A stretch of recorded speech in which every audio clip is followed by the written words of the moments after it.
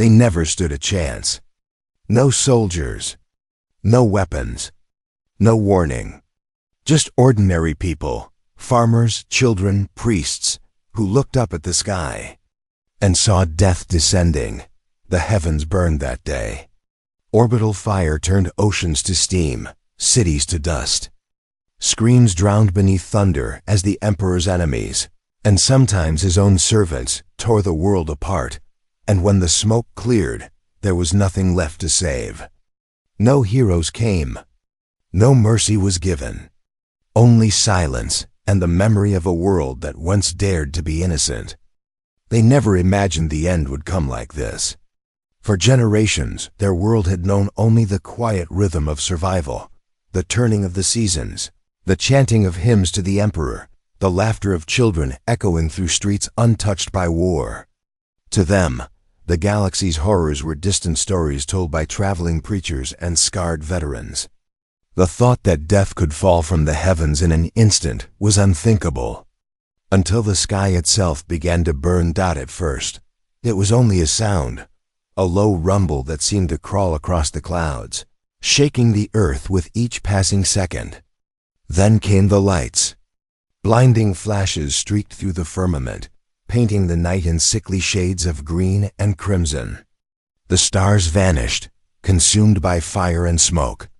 People ran into the streets, staring upward, their faces lit by the reflection of something vast and terrible. Descending from orbit, the bombardment began. There was no warning siren, no order to evacuate, only the roar of falling metal and the thunder of worlds dying. Oceans boiled. Mountains cracked open like wounds. Cities that had stood for 1,000 years were reduced to molten shadows in a heartbeat. The ground shook with such fury that even the saints carved into cathedral walls seemed to tremble in fear. And amid the destruction, the people screamed, not in rebellion, but in confusion. They didn't understand. They didn't know whose war this was. Whether it was the Imperium purging a tainted planet, or Xenos invaders erasing another mark of humanity, it didn't matter. All they knew was that everything they had ever loved was vanishing beneath the fire. A mother clutched her child, shielding him from falling debris as the streets turned to rivers of flame. A priest knelt before a shrine, tears cutting through the ash on his face, whispering prayers to a god emperor who would never answer. Farmers abandoned their fields, watching the sky rain death upon the soil that once fed them. Their innocence, their simple, unknowing faith in a merciful galaxy, was crushed beneath the boots of armies they would never see. Even the soldiers who fought in orbit would never know the names of the world's people. To them, it was just another mark on a campaign map, a tactical position, a battlefield objective. But down below, it was home. It was everything. And that is what the galaxy takes first, not life, but the meaning of life. When the firestorm passed, the survivors crawled from the ruins, faces gray with ash, eyes empty. The air was thick with the smell of burnt flesh and ozone. The silence that followed was not peace. It was grief made real, stretching across the broken landscape like a shroud. The few who lived searched for their families among the rubble, calling names that would never be answered. Some tried to rebuild, stacking stones over mass graves, carving the aquila into charred walls in desperate hope that the Imperium would notice them. Others simply walked into the wasteland, their minds shattered by what they had seen. There are records in the Inquisition's archives of such survivors, worlds where only a handful of souls remained, too traumatized to speak, their tongues burned by radiation, their memories erased by horror. The reports classify them as cleansed. But who cleanses the guilt? Who speaks for the innocent when innocence itself becomes heresy? In the Imperium of man, there's no such thing as a truly innocent world. Every planet is a resource, every life a tool, every prayer a weapon. And yet, in the quiet corners of the galaxy, there are always those who try to live as though hope still matters.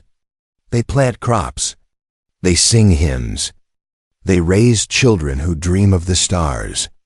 And every time war comes, those dreams are the first to burn. For in the 41st millennium, there is no mercy for purity, no sanctuary for the uncorrupted. The wars of gods and monsters do not distinguish between sinner and saint. Innocence is not a shield, it is a target. When the great ships leave orbit and the smoke finally clears, the galaxy forgets them. Their names are erased from maps, their histories purged from data archives. Only the echo remains, the whisper of a world that once dared to live in peace. Now nothing more than dust beneath the boots of conquest. And so it happens again, and again, and again.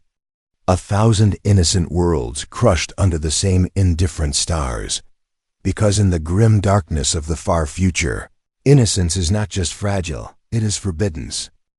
For what happens to innocent worlds during war in 40K? It begins with light. A single spark tearing through the clouds, too steady to be a star, too bright to be hope. For a moment, people stare in awe. Farmers pause in their fields. Children point toward the heavens. Then the light grows, and the sky begins to scream. From orbit, the Imperial fleet hangs like a line of executioners. Vast ships of iron and faith, their cannons blessed by the Adeptus Mechanicus, their crews silent in ritual. The command is given, a simple phrase carried through the Vox: commence planetary bombardment. And the heavens obey. Thousands of shells fall from the void, turning the atmosphere into fire. The world below erupts. Shockwaves rip across continents, oceans boil, and mountains collapse into ash. The night becomes as bright as dawn, a false sunrise that brings only death. Below, there are no warnings. No sirens, no shelters. Only terror. People run through burning streets, clutching their children, their prayers lost in the thunder. A priest kneels before a shrine, tears cutting through soot as he begs the Emperor for mercy. The blast wave takes him first. A mother hides beneath the ruins of her home as the sky collapses around her. The bombardment doesn't see the innocent. It doesn't care who prays or who sins. It burns everything. From orbit, it looks clean, precise, controlled. From the surface, it is hell itself. Each impact is a sermon of destruction. Each explosion a hymn to the machine god. The tech priests chant their litanies as servitors load more ammunition, their mechanical voices echoing through the decks. On the viewing screens, red blips vanish, each one a city, a life. A history erased, target zones cleansed. A voice reports, cold, empty, routine. When the firing stops, the world glows faintly red beneath the void. Smoke stretches into space like the souls of the dead trying to escape. Rain falls, black, acidic, stinking of iron. The fleet moves on. Logs are sealed. Data recorded. Exterminate is complete. Threat level, null, but below, in the silence of death, the ashes remember. The shadows burned into the walls still whisper of those who lived. Children laughing. Mothers praying. Lovers calling names that no longer exist. That is the true horror of orbital bombardment. Not the fire, but the forgetting. A civilization erased not just in body, but in memory. Sometimes a captain hesitates. He looks down at the burning world and feels the weight of what he's done. He whispers a prayer, not for the dead, but for himself. Then he turns away, because mercy is treason and hesitation is death. And so it continues. World after world. Fire after fire, the Imperium calls it. Cleansing, the Mechanicus calls it purification. But the galaxy knows what it truly is, annihilation. Made holy, when the last flame fades and the ships drift back into the stars. Only one thing remains, a single data entry glowing on the cogitator, world cleansed. No survivors.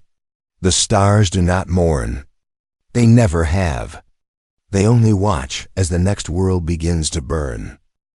They were never soldiers.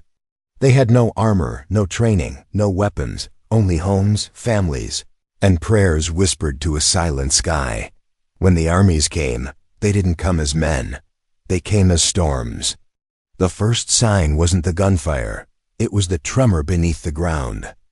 A distant thudding, rhythmic and unnatural, shaking dust from cracked ceilings. Then the sirens began, shrill, desperate, far too late. The war had arrived.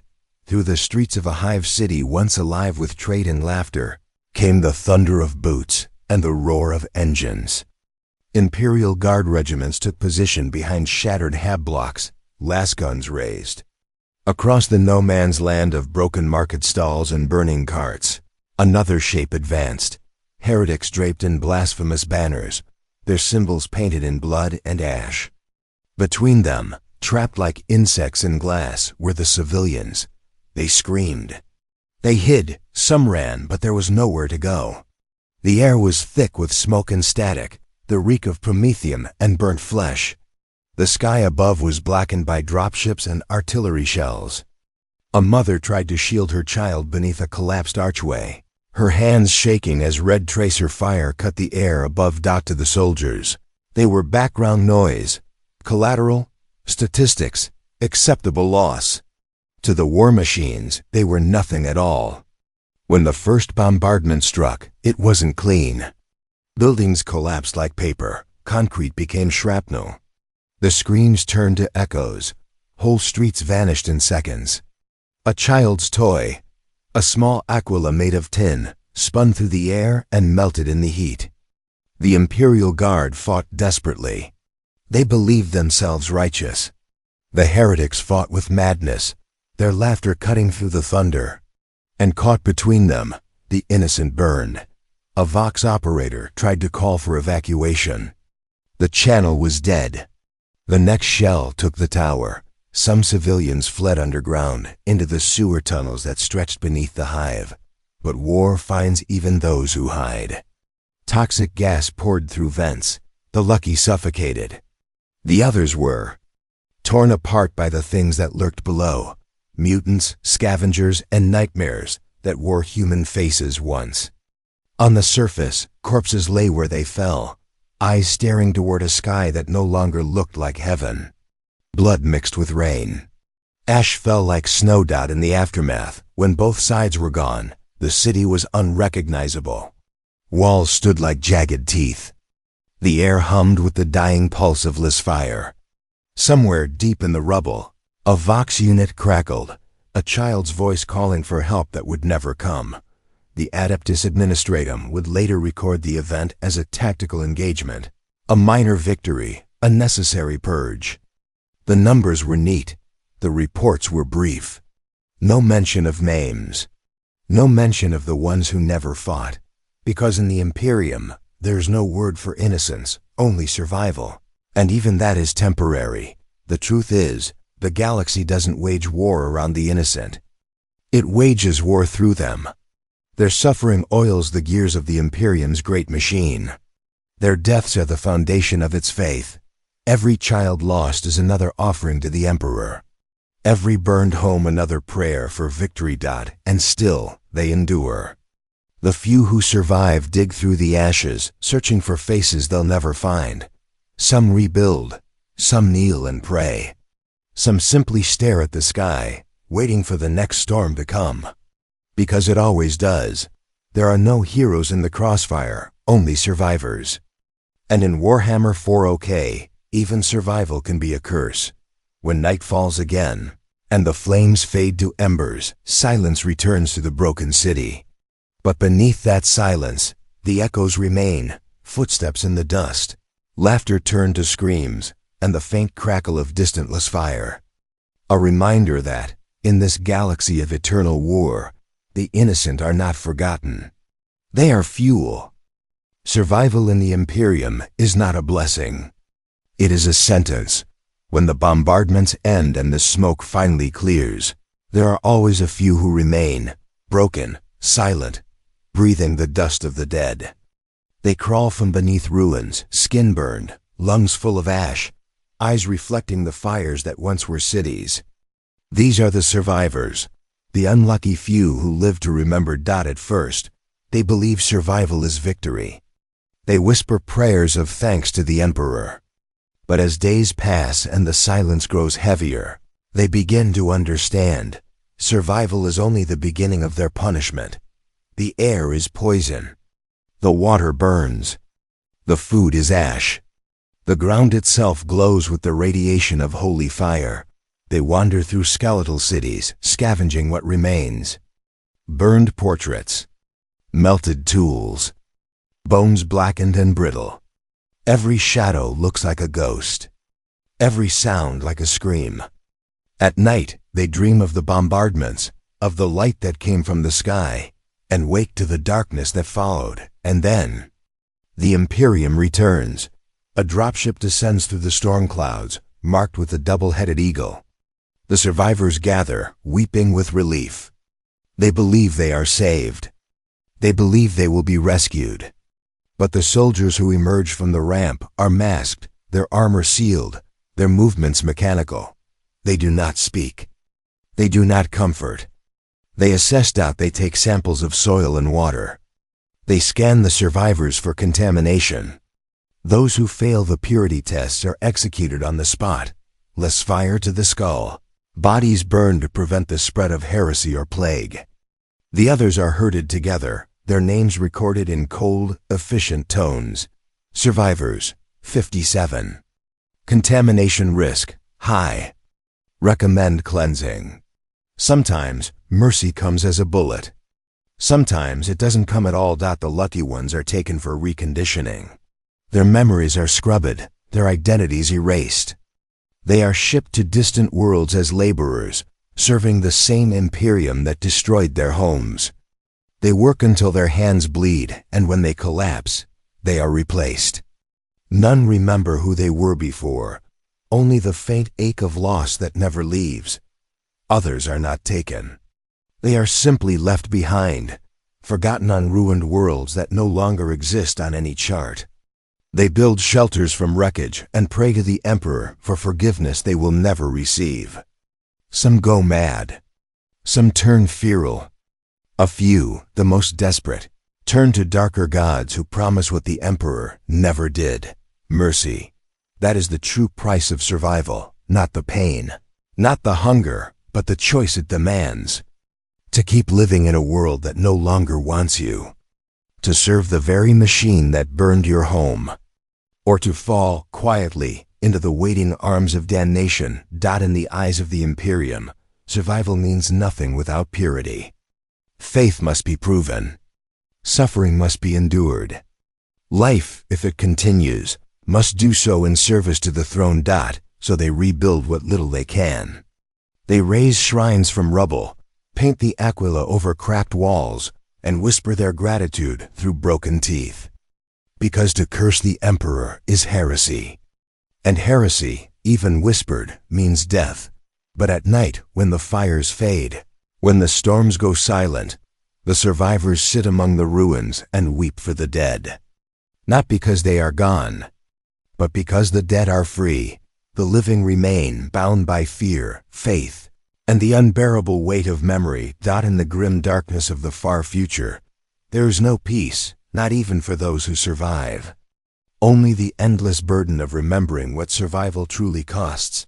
Faith twisted into obedience, hope turned into chains, and humanity reduced to a whisper in the ash. The survivors endure, but they do not live. They serve, but they do not believe. They breathe, but every breath is borrowed. And when they finally fall, their names will not be remembered. Their ashes will join the soil, their stories erased by time and bureaucracy. Because in the Imperium of man, survival is not proof of strength. It is proof of submission. The war is over. At least that's what the survivors tell themselves. The guns are silent. The sky no longer burns. The ground, though scarred and blackened, no longer trembles. But in truth, the war never ends. It lingers, not in the weapons or the soldiers, but in the minds of those left behind. It hides in the empty streets where no laughter returns, in the ruins where whispers echo like ghosts, in the eyes of children who have forgotten what peace ever meant, The Imperium calls it victory. The ecclesiarchy calls it divine judgment. But for those who live among the ashes, it is only another kind of battlefield. The soldiers move on to the next world, the next war, the next cleansing. The banners are raised again. The hymns are sung again. Another enemy is declared. Another world will burn. The gears of the Imperium never stop turning, and every rotation grinds another planet into dust. On the worlds they leave behind, silence becomes a curse. The survivors rebuild their cities from bones and rubble, shaping hives that still smell of death. The sky remains red for years, the soil soaked with memories that refuse to die. Children grow up under the shadow of burned spires, taught that their suffering was holy. They learn to kneel before statues built from the scrap of fallen tanks, to pray in the language of loss. They are told the war saved them. They are told to be grateful, and so the cycle begins again. When those children come of age, they join the Guard, the Navy, the Mechanicus, anything that promises purpose. They take up the same weapons that destroyed their homes, wearing the same sigils, speaking the same litanies. They march toward another world, carrying the same faith, the same blindness. The Emperor protects, they say. But protection in the Imperium is just another word for survival through obedience. There are worlds that have been burning for centuries, planets so cursed by war that they no longer have names, only numbers. Their skies are forever lit by fire. Their oceans are made of blood and oil. And yet, even there, life clings on, mutated, broken. Desperate. In the trenches of those eternal wars, soldiers fight and die for causes they will never understand. Commanders send orders for battles whose purpose was forgotten generations ago. And the machine of war feeds itself endlessly, devouring lives and worlds alike. The horror is not that the war continues. The horror is that it must because the Imperium cannot exist without it. War is its lifeblood, its faith, its reason to endure. Peace would mean reflection, and reflection would reveal the truth, that humanity has long since lost what it was fighting for. So the war marches on. Eternal and unquestioned, on distant worlds. A child looks up at the sky and sees ships descending. He doesn't know if they bring salvation or death. Maybe both. He clutches a small aquila charm and whispers a prayer he doesn't understand. Above him, in the void, the fleet prepares for another bombardment. The cycle turns. The galaxy burns, and somewhere, in a ruined shrine on a forgotten planet, an old priest lights a single candle. Its flame flickers weakly against the cold air, fighting to survive. He knows it will not last. He knows no one will see it. But he lights it anyway, because it is all that remains of faith, all that remains of hope. That small flame dances in the dark for a moment, trembling before being snuffed out by the wind. And so it ends. Not with peace, not with triumph, but with silence. The same silence that follows every bombardment, every battle, every so-called victory. In the grim darkness of the far future, there's no peace among the stars. There is only war. And even when the guns fall silent, the war remains in the hearts of those who survive it, because once the Imperium touches a world, it never truly leaves. There is a silence that follows every war, heavy, unnatural, suffocating. It is not peace. It is the sound of a galaxy forgetting. On the worlds that once burned, the fires have long since died, yet the air still tastes of smoke. The cities are little more than bones of metal and stone, their spires half buried beneath the dust of centuries. No banners fly here. No hymns are sung. The only sound is the whisper of wind through the ruins, carrying the ghosts of voices that once prayed for deliverance. The Imperium no longer remembers their names. The administratum records list the worlds as cleansed, purified, or uninhabited. Their coordinates fade from the charts, overwritten by new crusades, new wars, new tragedies. But the ground remembers. The soil still carries the blackened ash of those who lived, who fought, who begged the emperor for mercy. And sometimes, when the night is still, when the stars burn cold, the silence seems to move. It feels like breath. It feels like something watching. In the aftermath, scavenger ships arrive, pilgrims, outcasts, or treasure hunters searching for relics of the past. They land on dead worlds and walk through the dust-choked ruins, their footsteps echoing like blasphemy. Some find artifacts, rusted icons, shattered helms, the cracked skulls of long-forgotten saints. Others find nothing but emptiness, and leave changed, haunted by things unseen. Because silence in the Imperium is never truly empty. It hides things. It remembers sins. In one ruined hive, a pilgrim lights a candle in the hollow eye of a statue, the face of the emperor eroded by centuries.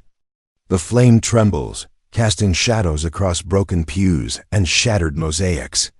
For a moment, the silence seems to breathe again, as if the world itself still mourns. The pilgrim kneels and whispers, "We are the survivors of survivors." But even the prayer sounds hollow. The silence of post-war worlds is not absence, it is consequence.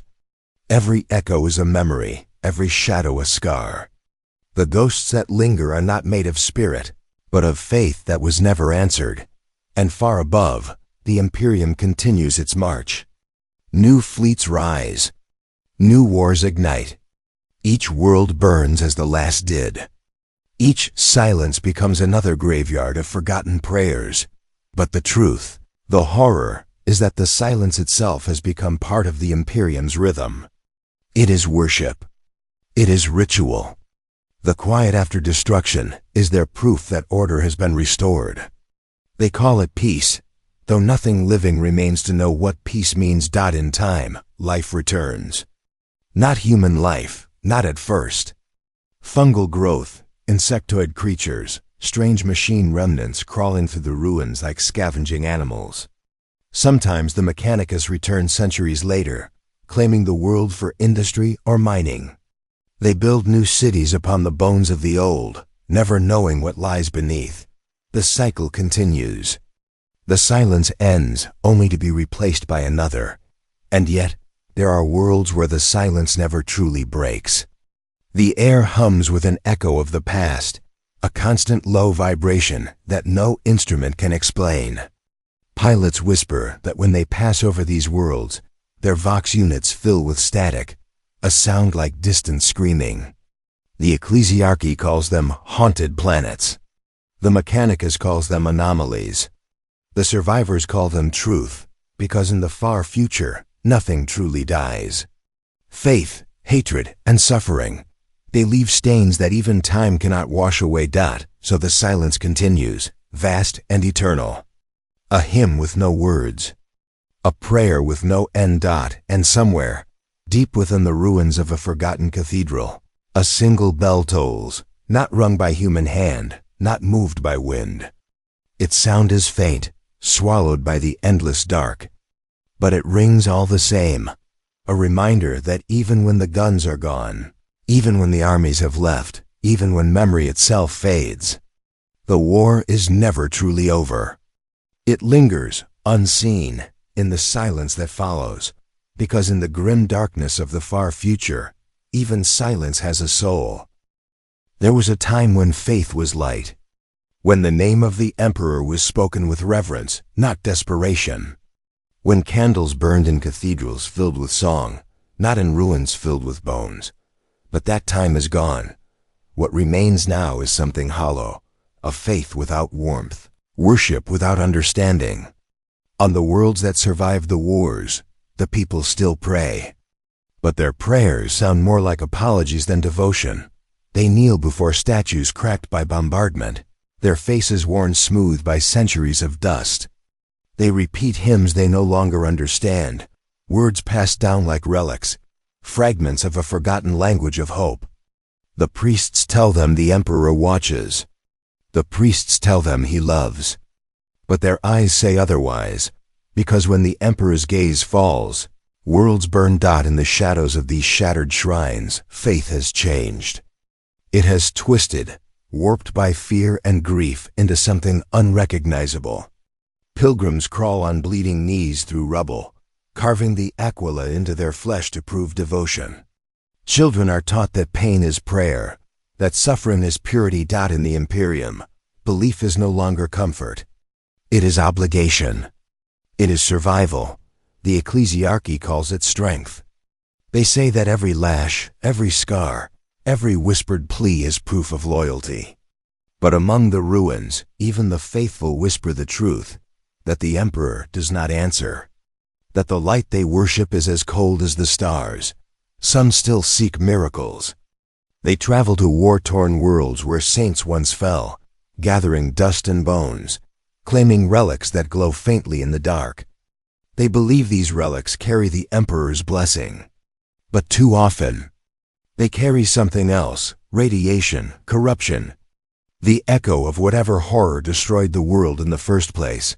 And when these pilgrims return home, changed, their eyes alight with unholy fire, the ecclesiarchy calls it revelation. But the Inquisition knows better. They call it infection. Faith in the Imperium is a paradox. The more you believe, the closer you come to madness. There are planets where worship has become indistinguishable from hysteria. Entire cities where citizens flagellate themselves in rhythm, day and night, chanting until their throats bleed. The streets run red, the temples filled with screams mistaken for hymns. Priests weep as they preach, unsure whether they are saving souls or damning them. In the grim darkness of the far future, even piety can rot. And then there are the others, those who stop praying altogether. They are the silent ones, the lost, the forgotten. They sit in the shadows of burned churches, staring at statues that no longer mean anything. Their silence is dangerous, for in the Imperium, doubt is heresy, and heresy is death. The Arbites drag them into the streets. The ecclesiarchy condemns them as faithless. But in their eyes there is not rebellion, only exhaustion. They have prayed their whole lives. They have watched their worlds burn. They have given everything, and still the Emperor remains silent. What else is left to believe in? Some of these broken souls turn to darker powers, whispers in the dark that promise answers, warmth, meaning. They trade one god for another, one master for many. Chaos welcomes them with open arms, for the ruinous powers feed not only on hatred, but on despair.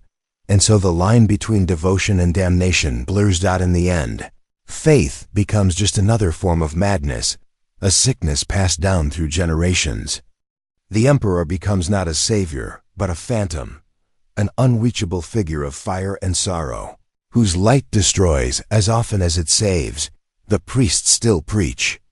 The cathedrals still stand, rebuilt over the bones of the fallen. But the faith that fills them is not pure. It is desperate. It is afraid, because deep down, the Imperium knows the truth it can never speak aloud. The Emperor does not answer because he cannot. And yet, they worship him still, because to stop believing would mean admitting that they are alone in the dark. So they light their candles, build their shrines, sing their broken hymns. The galaxy burns, and still they pray, not for salvation, but for meaning. And somewhere, in the silence between stars, something listens. Something that is not merciful. Something that has always been listening, because in the grim darkness of the far future, even faith can decay. They were born long after the fire. They never saw the bombardments, never heard the screams, never felt the earth tremble beneath the tread of titans. And yet, they remember. The people of the Imperium carry memory like a disease, inherited, invisible, eternal. It seeps through bloodlines, etched into the bones of those who survive. Each generation grows up beneath the shadows of wars they never fought, praying in ruins older than their ancestors, breathing the dust of the dead. Children play among the wrecks of tanks and broken shrines. They laugh where soldiers once screamed. Their lullabies are hymns of mourning. Their stories are not of heroes, but of martyrs, saints burned alive, warriors consumed by duty. Worlds turn to ash for the Emperor's glory. In time, they stop asking why. For them, suffering is natural. Fear is tradition. And pain is holy. The teachers of the Schola Progenium call it discipline. The ecclesiarchy calls it faith. But beneath the surface of their sermons lies something deeper, the unspoken truth that all of humanity is haunted. They inherit not only the scars of their worlds, but the ghosts that dwell within them. Every ruined city whispers at night. Every forgotten battlefield hums faintly, as if the soil itself remembers the agony buried beneath. And sometimes, the young hear voices in their dreams, fragments of those who came before, echoing through the warp like broken prayers. Some call it madness. Others call it memory. The trauma of the Imperium does not fade with time, it metastasizes. Entire generations are shaped by the fear of things they cannot name. They flinch at the thunder of ships overhead. They pray before sleeping, not from belief, but from instinct, and echo of the terror that once gripped their ancestors. Mother teaches her son to bow his head whenever he hears the word exterminatus. She cannot explain why, only that her grandmother once survived something terrible, something that burned the sky. The memory has become ritual. The fear has become faith. On shrine worlds, the weight of history is suffocating. Pilgrims crawl through the ashes of holy wars, kissing the soil where billions died. They do not question the cost. They only remember that there was one. And so, generation after generation, humanity rebuilds what it has already lost. Temples of sorrow, monuments to tragedy, sanctuaries of ghosts. The administratum calls this continuity. The ecclesiarchy calls it devotion. But the truth is simpler. The Imperium survives not because it forgets, but because it cannot. Its entire existence is a memorial to its own pain. There are some who remember too vividly. Descendants of soldiers, refugees, and zealots who carry the echoes of ancestral nightmares. They see flashes of wars that ended millennia ago. They speak names that have not been uttered in centuries. Some are taken by the Inquisition for testing. Others vanish into the ranks of the Astra Militarum, drawn toward the very violence that created them, as if history itself demands to repeat. Because in the Imperium, memory is not just history. It is destiny. Every scar, every ruin, every prayer is a thread in the endless tapestry of human suffering. And though the generations change, the pattern never does. The galaxy calls it resilience. But the truth is far crueler. Humanity endures not because it is strong, but because it has forgotten how to die.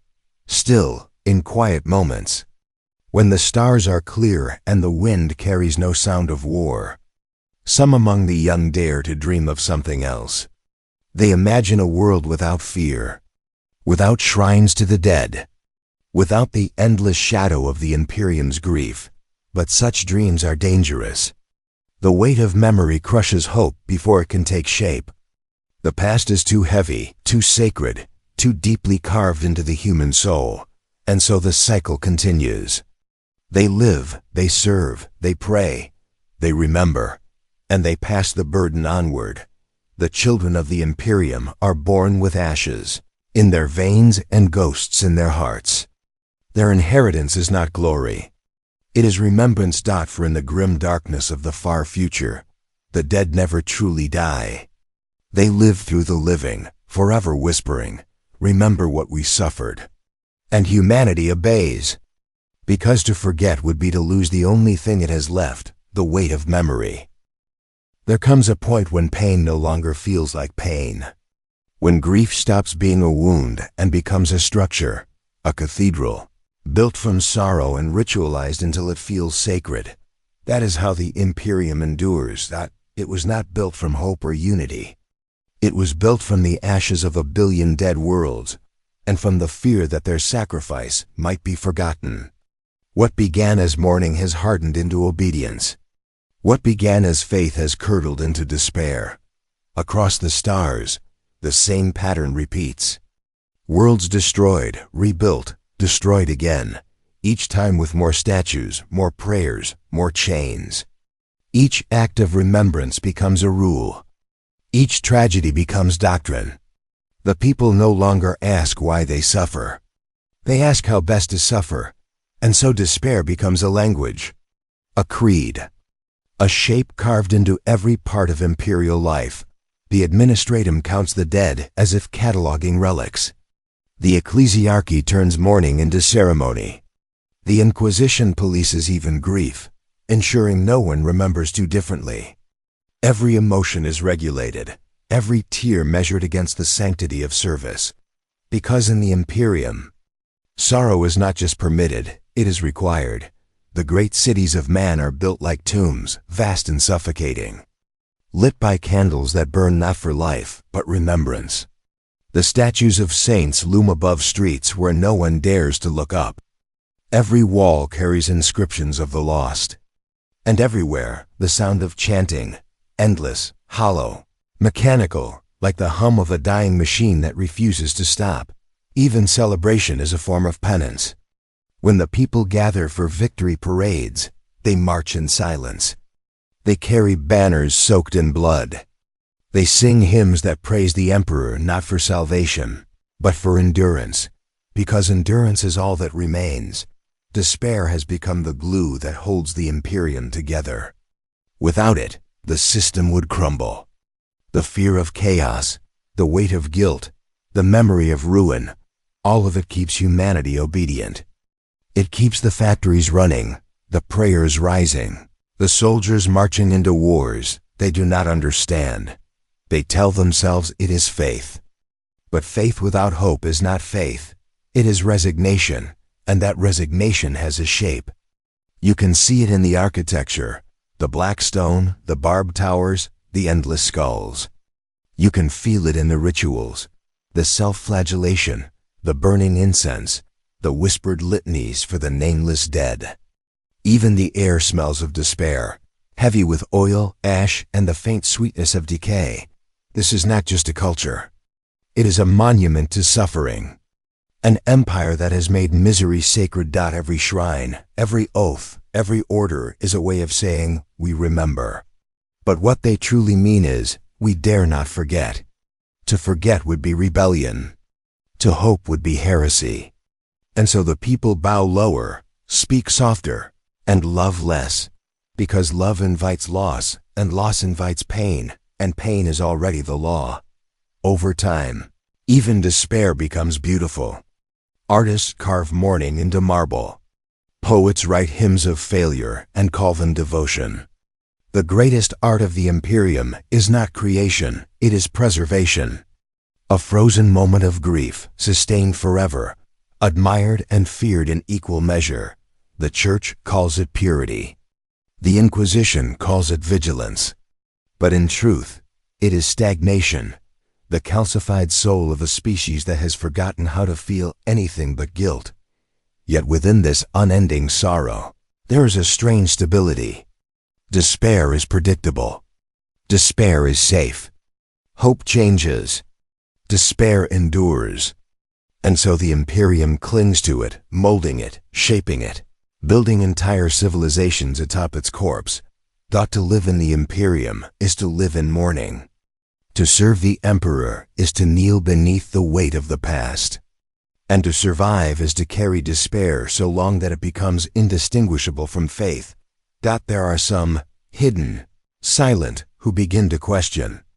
They see the hollow faces of priests, the empty prayers of the devout, and wonder if perhaps humanity's greatest sin is not rebellion, but surrender. But such thoughts are dangerous.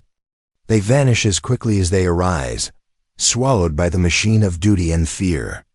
For the Imperium has no mercy for those who dream of change, and so the people continue, bowed beneath the endless architecture of grief. Their despair has a shape, a name, a purpose.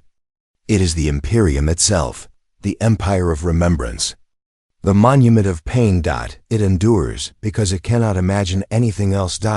And somewhere, in the silence between prayers, the galaxy whispers, This is the shape of despair. There will come a day, though no one will mark it, when the last story of the Imperium fades into silence. No songs, no prayers, no record left to burn. Only dust drifting between the stars. That is the fate written into every world. Every soul, every fragment of humanity that clings to existence in the grim darkness of the far future. The Imperium was never meant to last forever. It endures out of habit, not purpose. A dying god sustained by the fear of its believers. A machine powered by despair. Its heart beats only because it has forgotten how to stop. But every machine breaks. Every star dies. Even despair has an end. When that end comes, it will not be with fire or war. It will come with silence, a silence deeper than death, wider than faith, the kind that creeps through empty hives, through broken cathedrals where candles burn for no one, the kind that follows after the last scream, when even the echoes give up, and in that silence, humanity will face its truest self, because beneath all the faith and obedience, beneath the dogma and ritual, there was always something smaller, fragile, human. A need to believe that all this suffering meant something. That the wars, the sacrifices, the endless pain were building toward a purpose greater than survival. But when the prayers fade and the statues crumble, the truth remains. There was never a purpose. Only endurance. The Imperium did not save mankind. It trapped it. Locked it inside a cage made from its own grief and called the bars faith. It taught its children to fear hope. It told its worlds that despair was holy. And now, after 10,000 years of darkness, it stands upon the edge of its own grave, a monument built so high that even its builders cannot see the ground below. The ashes of tomorrow are already falling. Across forgotten sectors, planets die in silence, their names erased from the administratum's endless ledgers. Cities once filled with billions now echo with the wind. The skulls in their catacombs are indistinguishable from one another, saints and sinners alike, ground into dust beneath the same collapsing sky. The stars themselves are fading. Warp storms twist and devour. The Astronomicon flickers, a dying ember at the heart of the galaxy. Entire fleets vanish into the void, swallowed by nightmares older than man's first fire. And still, the priests tell their flocks, endure, but endure for what? When the Emperor's light finally dims, when the last Mechanicus priest chants over a dead machine, when the last guardsman falls with no one left to command him, what will remain? Perhaps nothing. Perhaps that is mercy, because the Imperium has carried its sorrow too long. The weight of memory, the shape of despair, all of it has become its identity. To lose that sorrow would be to lose itself. But maybe, in the end, that is what it needs. Not another war, not another faith, but release. There are worlds already forgotten that might show the way. Small, quiet places where the ruins are overgrown and the prayers have stopped. Where children no longer kneel before shrines, but run through the grass without knowing the names of the dead. They do not remember the Emperor. They do not remember the wars. They remember the wind, and the warmth of a sun that does not yet hate them. Maybe that is what comes after despair, not hope, but peace. A peace so small the Imperium would never recognize it. A peace born not from victory, but from forgetting. The galaxy will not notice when humanity fades. It will not mourn. The stars will burn on, indifferent and cold. The void will reclaim what was always its own. And in the end, there will be no Imperium, no chaos, no war, only silence. But perhaps, in that silence, something will stir. A spark, faint and new, not born from faith or fear, but curiosity. A child on a distant world picking up a relic of the past, a broken aquila, a rusted sword, and wondering what it once meant. That curiosity is dangerous. It is how everything begins again, because even in the ashes of tomorrow, The human soul remembers how to dream, and the galaxy, cursed and cruel as it is, will always answer dot so the cycle may begin anew, not out of glory, not out of destiny, but because that is what humanity does. It endures, it forgets, it rebuilds, and sometimes, just for a moment, it dares to hope dot then the darkness returns, and the stars whisper the same truth they always have. There was never salvation, only survival, only the ashes of tomorrow.